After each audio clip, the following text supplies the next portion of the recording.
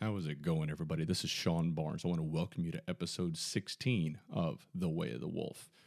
On the show today, I'm going to be talking about reading people. This is something that in recent years, I've put more of a concerted effort in better understanding how to read people. I think as we grow up and early in our professional careers and through high school and college, things like that, we start to kind of learn how to read people.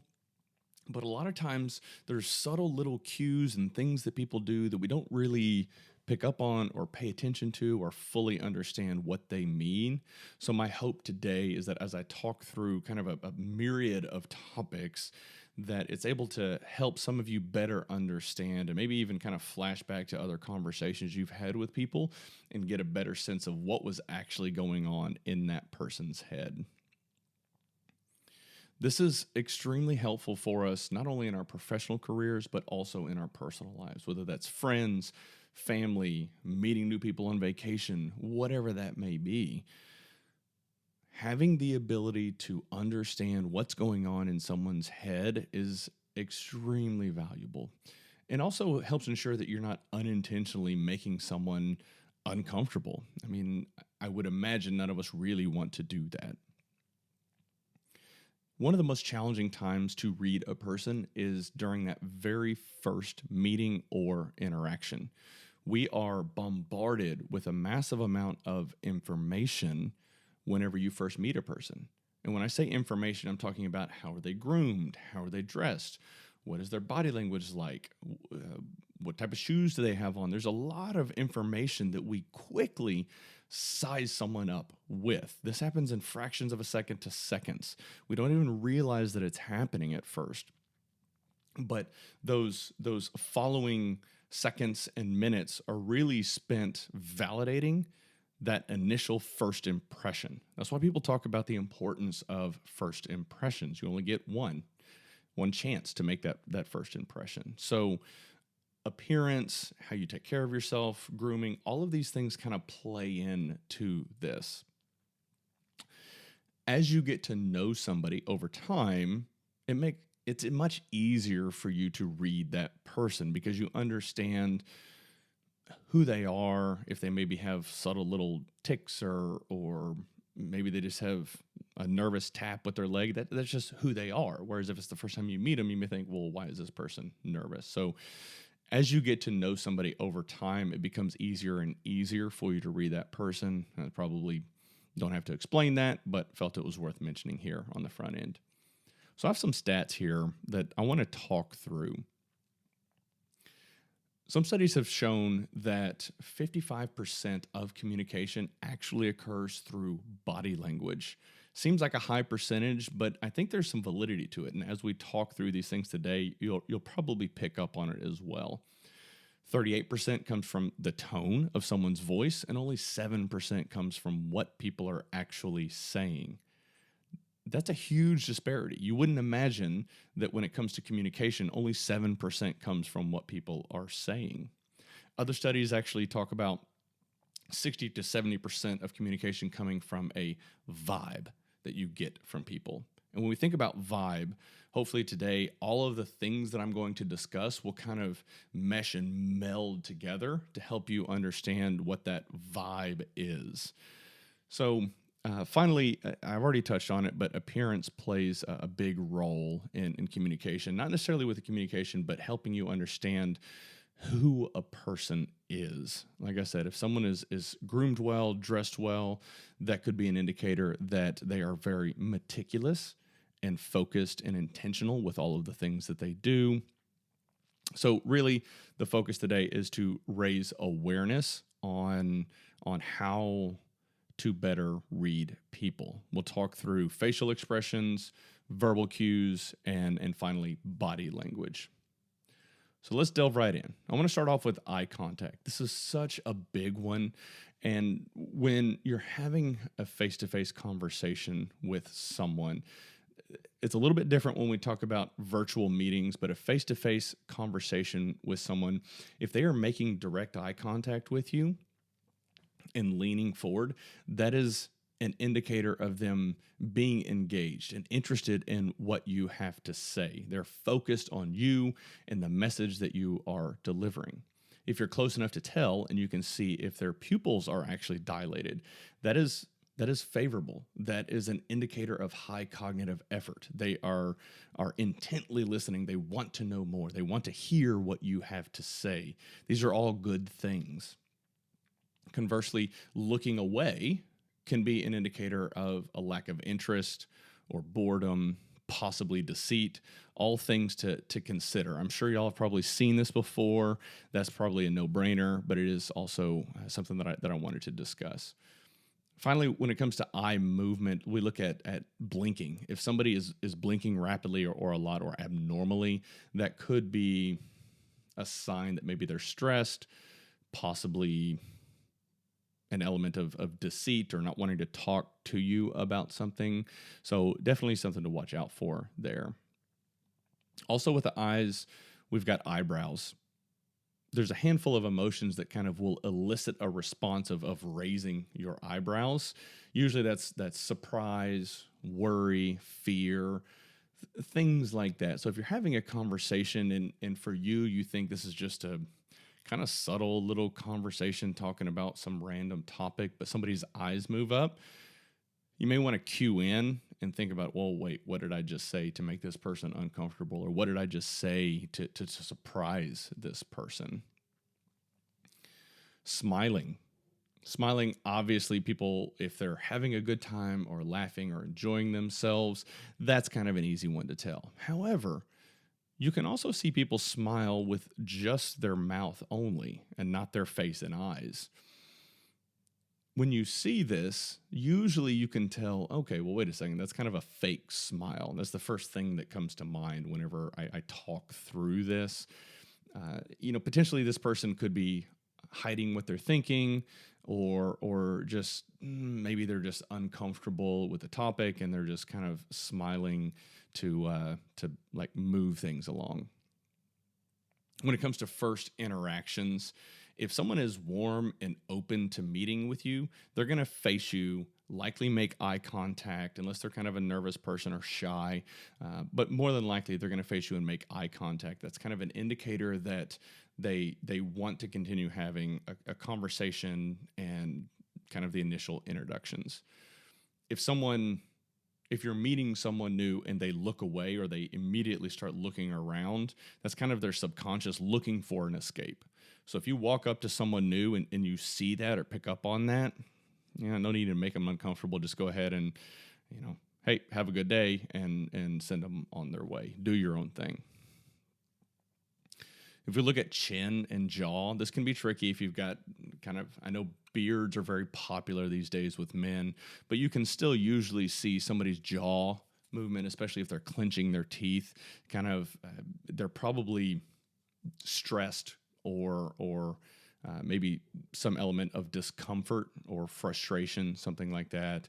And then likewise, if you see somebody talking and kind of rubbing their chin or looking away, that's an indicator of deep thought or maybe thinking through a decision, maybe in the conversation that you're having. If you see somebody frequently nodding, normally that's kind of a sign of agreeance. However, if it starts to feel a bit exaggerated, like they're nodding on every single thing you do, that could mean maybe they're a little bit nervous. Maybe they're seeking your approval for something. So something to watch out for there.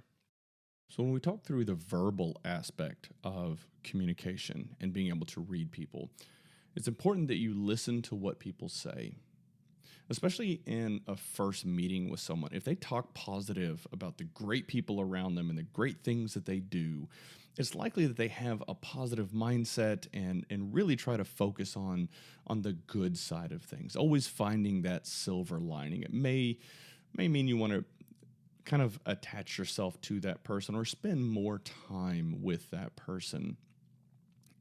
If they start talking about others around them or other people that they know being manipulative or backstabbing, it's possible that they could exhibit some of those traits themselves. So something to watch out for on that side.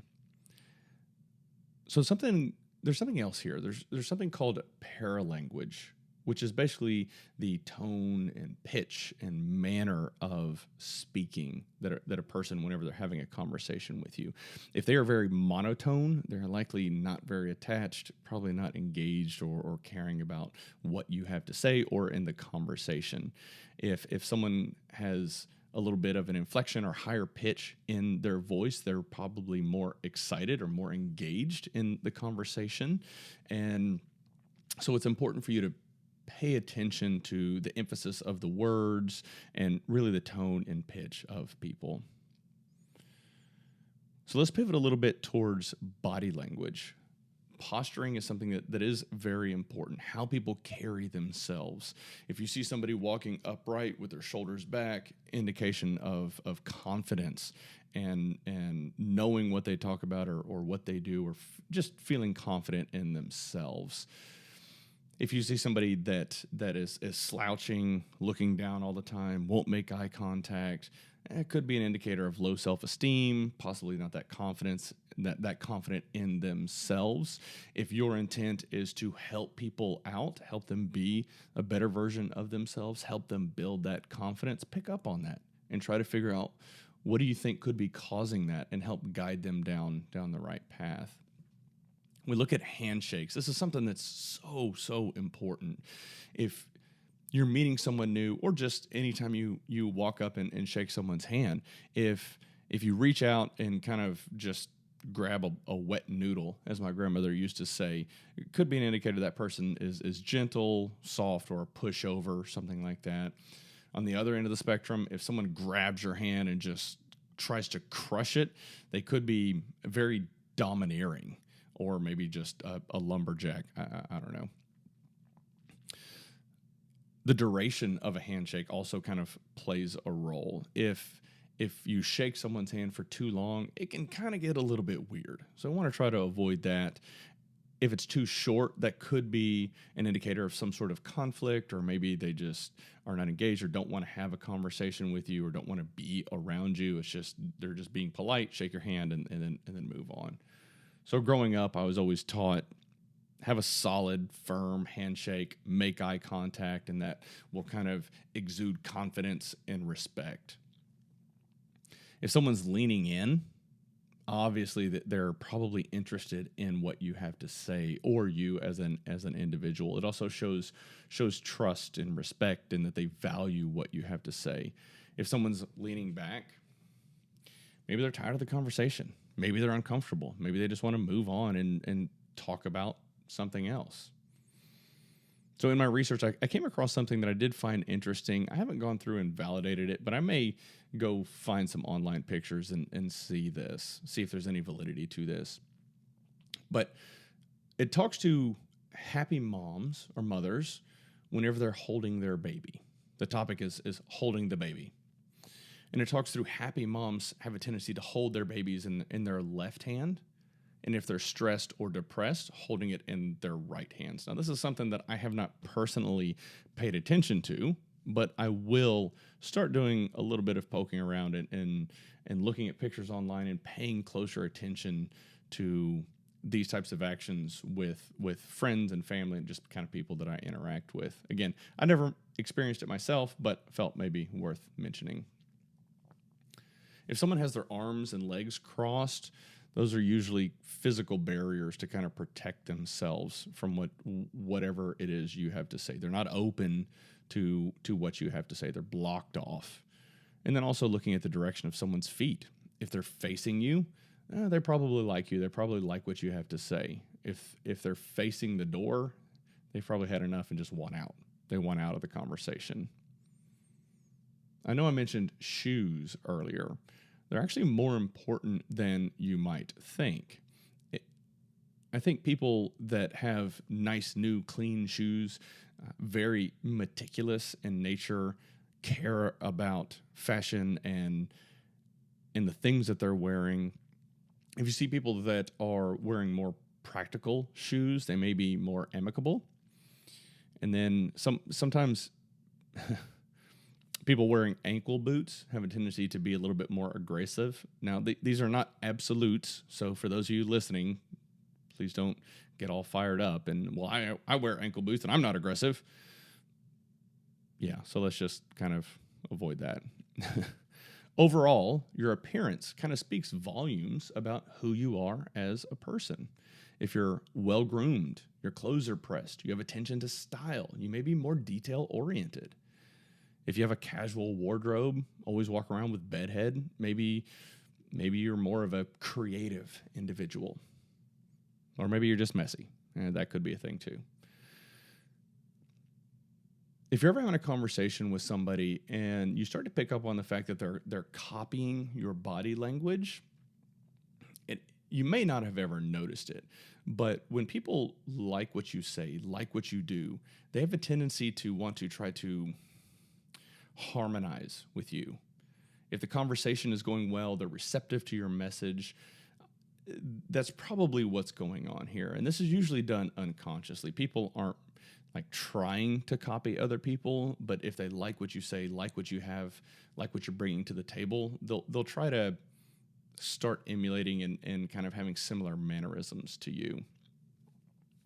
I think overall, when we think through all of these things that I've talked through today, some people are really good at reading other people. This kind of plays into certain personality types as well. If you've got someone like myself who's a C, very conscientious and analytical, I'm going to pay attention to details. That's just who I am. Funnily enough, for me, a turning point was whenever I started to view people as, this is going to sound odd, viewing people and interactions with them as data sets.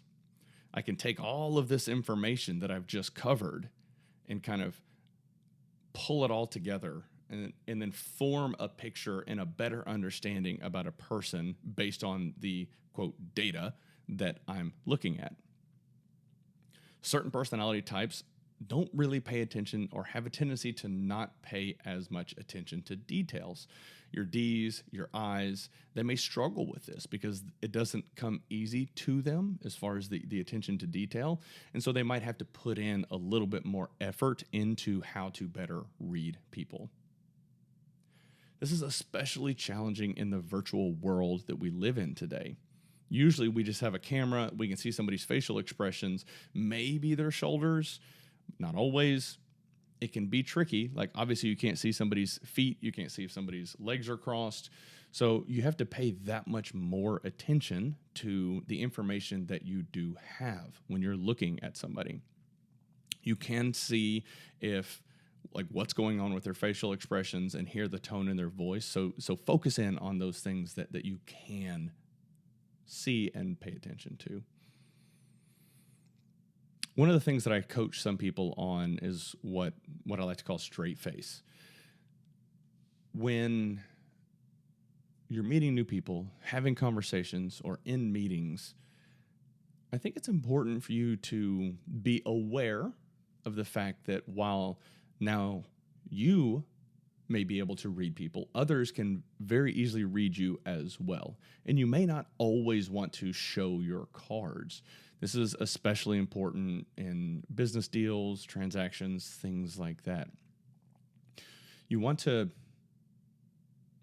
be able to actually have a straight face as much as possible. I was talking about raising your eyebrows earlier.